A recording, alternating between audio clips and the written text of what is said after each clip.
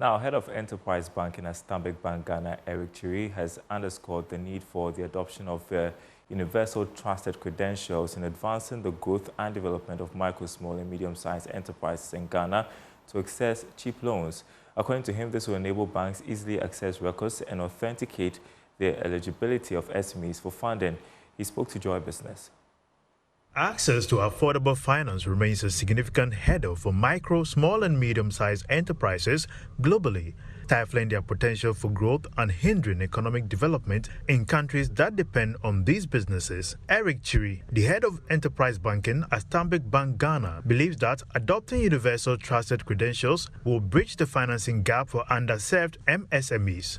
Under the sponsorship of the Central Banks of Ghana and Singapore, and the Development Bank of Ghana, there is some conversation ongoing. They are developing what they call the UTC, which are trusted, universally accepted, trusted credentials, where SMEs are being assessed from an ability to pay and an intent to pay perspective. And models, credentials are being built such that, there will be a single source of truth in terms of trusted credentials that lenders can rely on, trade partners can rely on, people providing suppliers credits can rely on to authenticate and validate which SME they are dealing with. And we must commend government and other players across various sectors for some of the initiatives that these UTCs are building on as a backbone. So in Ghana, we are talking about our national identification, our addressing system and those things.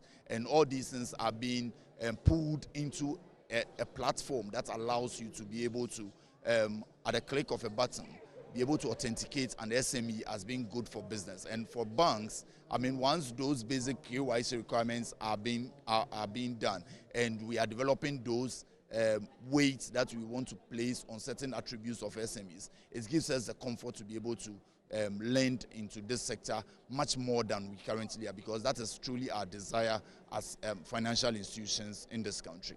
This represents a significant shift from traditional collateral-based lending, which relies on hard assets, board resolutions, 3-year profitability records, long-term business contracts, and other collateral metrics that businesses must present before receiving financing and financial services.